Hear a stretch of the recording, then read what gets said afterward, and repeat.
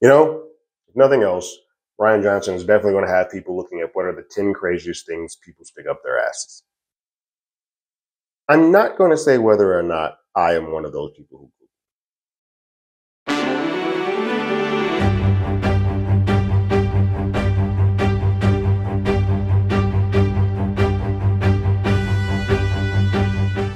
Hello, everyone. Terrence with Hollywood Already Did It. If you haven't already, go ahead, like, share, subscribe to the channel, leave a comment, ring that bell below. Anytime we have something, you will be among the first to know. Rian Johnson is a busy man. Now, I know pandemic happened, people were writing their butts off, but Jesus, a film and a series back to back.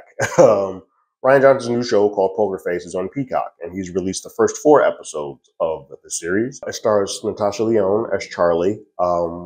And I want to say that Rian Johnson does not, he is the creator, he's a showrunner, he's directed a couple episodes, and he wrote a couple, but has other directors writing as well. So this is not all him. And he says it comes from a script that he had one of the first scripts he's ever done.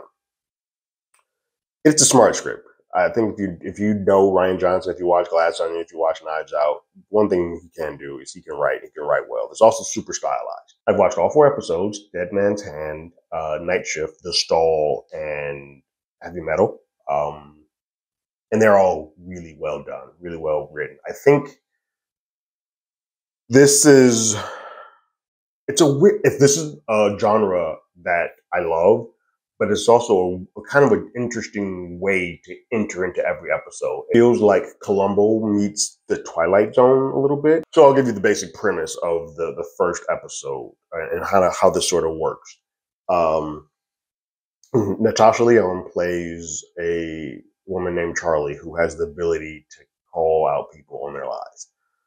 It is not like a superpower. It's just she can read just kind of the energy of the faces. She knows, and she calls bullshit. That's anytime someone's lying, she yells out or shouts out, like almost like a nervous tick, if you will.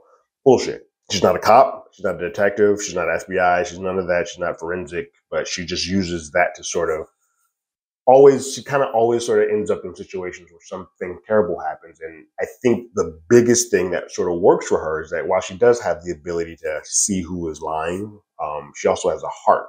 So because she cares, she kind of leans into things a little bit heavier than she probably should and puts herself in precarious positions to sort of figure out, hey, how do these kind of really nice people end up on the wrong side of mortality? And some of this is because it comes from her past. She was using her powers for wrong, and it sort of got her into trouble. It got her into trouble with her old boss, Sterling Frost Sr., who's played ominously in the first episode by Ron Perlman. We don't see him at all in the first 4 episodes, but we know that voice is Ron Perlman. You have any Sons of Anarchy fans. But you also know it because in the promo of the rest of the episodes of the season, you see him. But in the first episode, Dead Man's Hand, we sort of lay the groundwork of how these episodes are going to kind of work.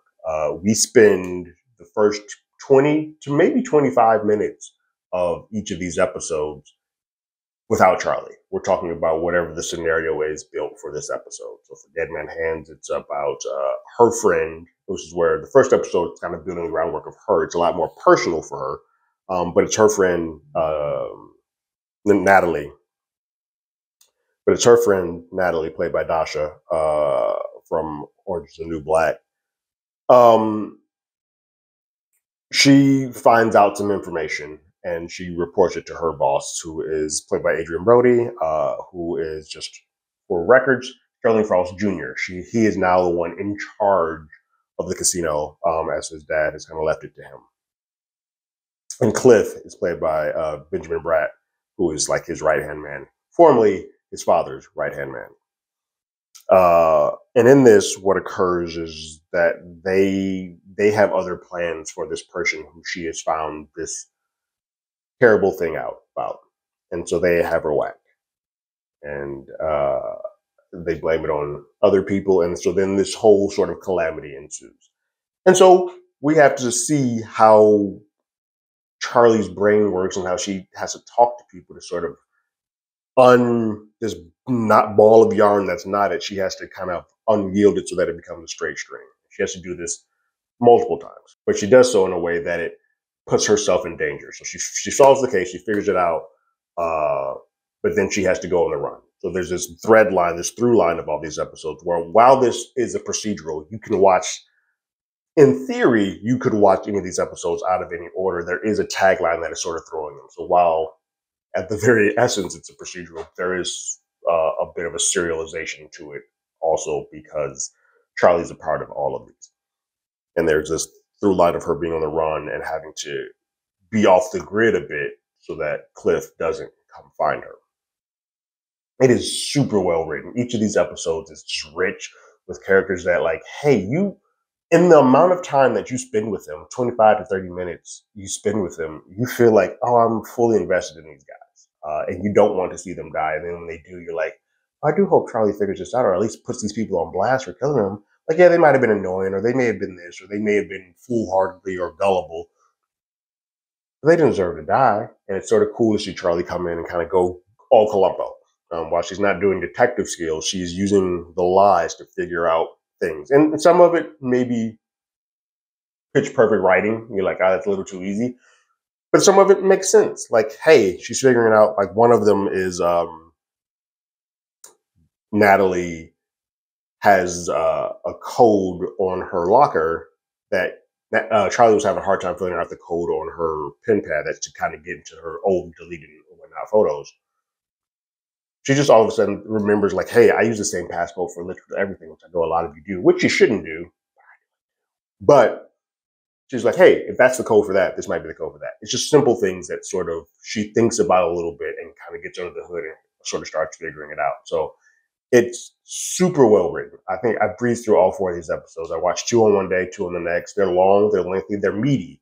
But I think what we do is feel like almost like a Black Mirror or Twilight episode where we see good people, something goes wrong, whether it be a good man about a lottery ticket, or brothers at will, or an old school heavy metal band coming up on a lick. All of these things sort of work and build, and it's just so rich by the time that we get to Charlie's introduction into it, which then sort of comes in like she's been around. Which each of these, because she's now this vagabond, this vagrant, sort of working around from on the run, she ends up in each of these situations doing odd jobs to make money off the grid. So it all makes sense that she's staying off the grid, because the second she uses a credit card, the second she gets her camera, her photo taken, Cliff starts knowing where she's at. And so there's this essence of her being a good person at odds with her saving herself.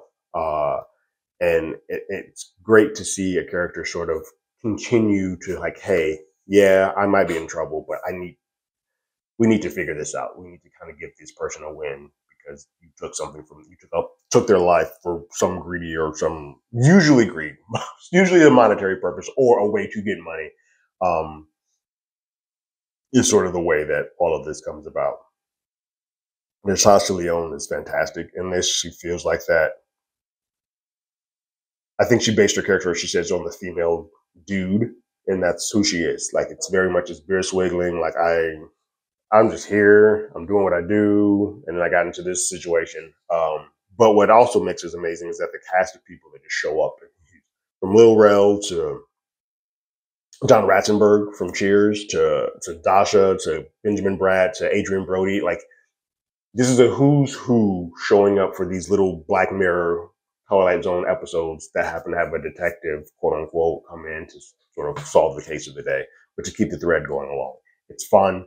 If you have Peacock, you should be watching this. This is one of those ones where I'm like, I can't wait. Now, so for those who don't know, the first 4 episodes came out, and now it's going to be going to a weekly series. So from this point on, while I was a little spoilery just to kind of give you the legs of how this worked, from this point on, from all 5, 6, the rest of the episodes, I will delve deeply into spoilers because I would love to talk about the ins and outs of how she sort of figures these things out.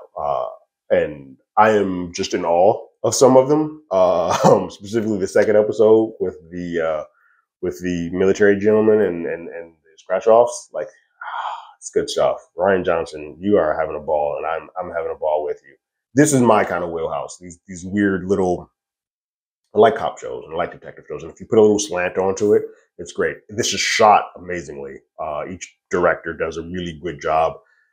It has these title cards that feel like an old Quentin Tarantino or those old serial detective shows back in the day.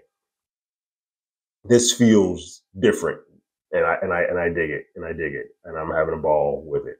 Have you watched the first 4 episodes of Poker Face? If you haven't already, you should. If you have, what did you guys think about it? Go ahead and leave your thoughts and comments in the comments below. Like I said, from this point on, I will be sticking with the show because I'm in love with it.